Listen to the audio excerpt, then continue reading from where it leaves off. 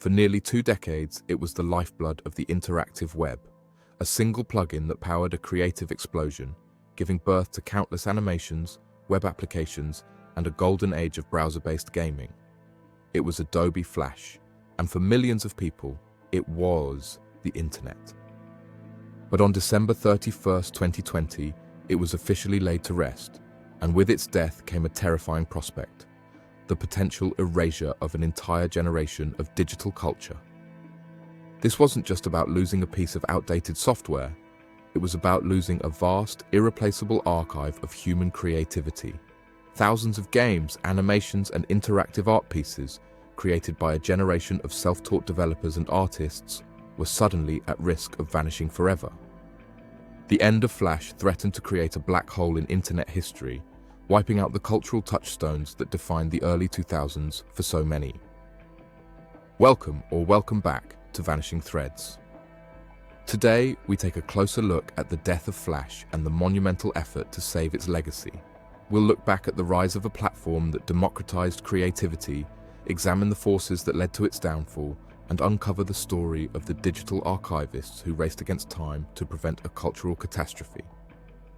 This is the story of how a digital ghost was saved from being erased from our collective memory. The story of Flash begins not with Adobe, but with a company called Splash. In the mid-1990s, the internet was a largely static place. Websites were built with HTML and were mostly text and images.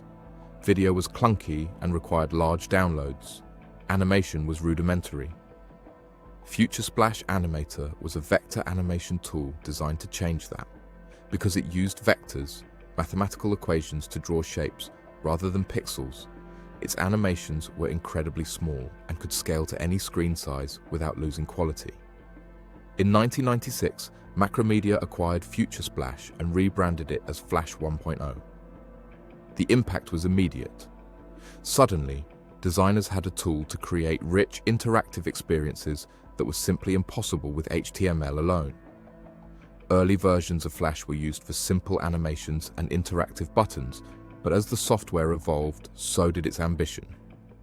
The introduction of ActionScript, a scripting language similar to JavaScript, transformed Flash from a simple animation tool into a full-fledged development platform.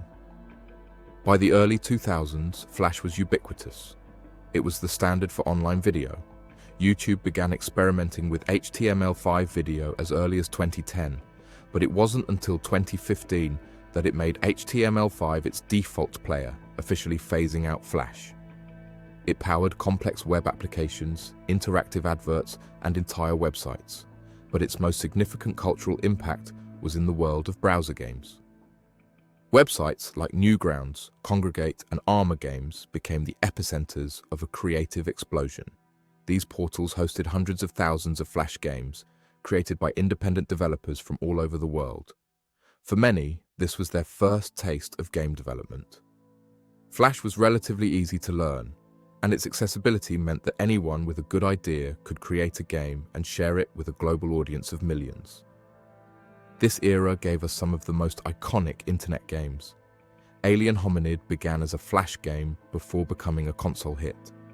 Super Meat Boy originated as a Flash prototype before evolving into a major indie release. Other titles, like The Binding of Isaac, were built with Flash technology but released outside the browser. And beyond the big names, there were countless other cultural touchstones.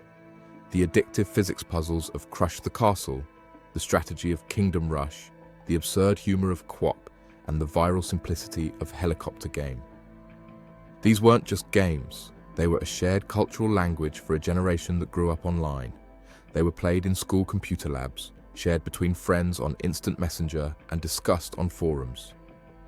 They represented a unique moment in creative history, a time when the barriers to game development were lower than ever before, and creativity flourished in a way that the mainstream games industry, with its massive budgets and risk-averse publishers, simply couldn't replicate. But even as Flash was at the peak of its cultural dominance, the seeds of its destruction were being sown. The problem was that Flash was a proprietary plugin. It was a black box controlled by a single company, and it had to be installed and updated separately from the web browser. This created security vulnerabilities and performance issues. Flash became notorious for its frequent security updates, its high CPU usage, and its tendency to crash browsers. For years, these were just minor annoyances. But in 2007, a new device was released that would change the course of internet history: the iPhone. Apple made the controversial decision not to support Flash on its new mobile device. In 2010, Steve Jobs published an open letter titled "Thoughts on Flash," in which he laid out Apple's case against the platform. He cited its poor security, its unreliability, its negative impact on battery life, and its proprietary nature. He argued that the future of the web was open standards like HTML5, CSS3, and JavaScript. Jobs' letter was a declaration of war, and it marked the beginning of the end for Flash. As the mobile web exploded in popularity, the lack of Flash support became a major problem. While Android initially supported Flash, Adobe discontinued its mobile Flash player in 2012, leaving both major mobile platforms without a path forward for the technology. Developers were forced to create separate, non-Flash versions of their websites for mobile users. The rise of app stores also provided a new, more lucrative platform for the kinds of games that had once been the exclusive domain of Flash. At the same time, open web standards were catching up. HTML5 introduced the video and canvas elements, which allowed for the creation of video players and interactive graphics directly in the browser without the need for any plugins. JavaScript engines became faster and more powerful, making it possible to create complex games and applications that could rival their Flash counterparts. Adobe, which had acquired Macromedia in 2005, saw the writing on the wall. In 2011, they announced that they would be discontinuing development of Flash Player for mobile browsers.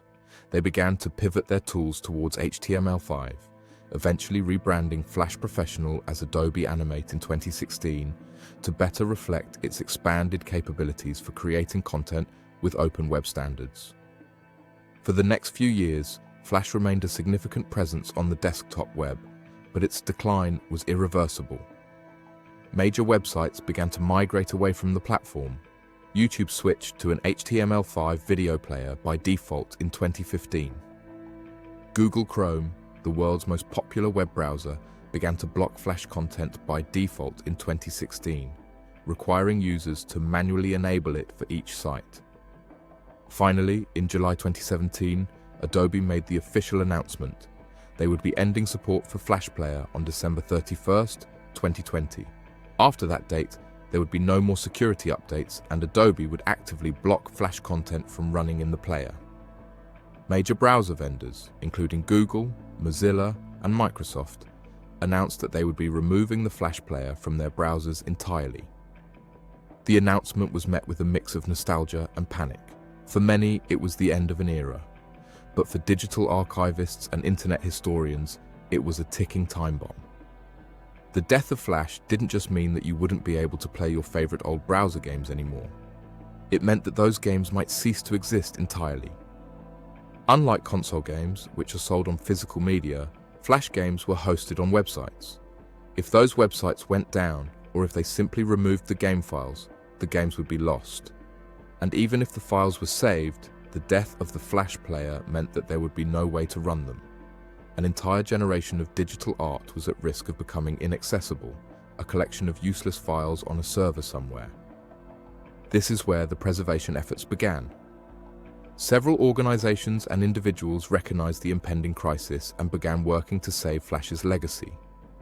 One of the most significant of these was BlueMaxima's Flashpoint, a project started by an Australian archivist named Ben Lattimore. Flashpoint's goal was ambitious: to create a comprehensive offline archive of as many Flash games and animations as possible. The project started in 2018 and quickly grew into a massive collaborative effort, with hundreds of volunteers from all over the world contributing to the archive. The process was painstaking. Volunteers would scour old Flash game portals, download the game files, and then test them to make sure they worked. They developed custom software to launch the games in a secure, sandboxed environment, using a combination of a local web server and a modified version of the Flash player. By the time Flash was officially discontinued, Flashpoint had already archived over 70,000 games and 8,000 animations. Today, that number has grown to over 100,000 games and 10,000 animations. It is a staggering achievement, a digital library of Alexandria for the Flash era. The full archive is enormous, taking up over 0.5 terabyte of space, but the Flashpoint team also created a smaller, on-demand version called Flashpoint Infinity, which downloads games from the archive as you play them. The Internet Archive, another major player in the digital preservation space, also took up the cause. They created their own collection of Flash games and animations, using an emulator called Ruffle to make them playable directly in modern web browsers. Ruffle is a Flash player emulator written in the Rust programming language. It can be embedded in a website, and it automatically detects and plays Flash content without requiring users to install anything. While Ruffle doesn't yet support all Flash content, particularly games that use more advanced ActionScript features, its development is ongoing, and it represents one of the most promising long-term solutions for preserving Flash's legacy online. These preservation efforts were not just about nostalgia, they were about recognizing that the games and animations created in Flash are important cultural artifacts. They tell us about the history of the internet, the evolution of game design, and the creative spirit of a generation of developers who were empowered by accessible technology. The death of Flash serves as a powerful cautionary tale about the fragility of digital culture. In an age where so much of our creative output is tied to proprietary platforms and services, the risk of cultural amnesia is very real. What happens when the next Flash dies? When a popular social media platform shuts down, or a cloud storage service goes out of business? Without dedicated preservation efforts, entire chapters of our shared history could be lost. The story of Flash is also a story about the tension between proprietary and open technologies. Flash's success was due in large part to its unified, easy-to-use development environment. But its downfall was caused by its closed, proprietary nature, which ultimately made it unable to adapt to the changing landscape of the web. The future of the web is open standards, but the transition from one era to the next is not without its casualties.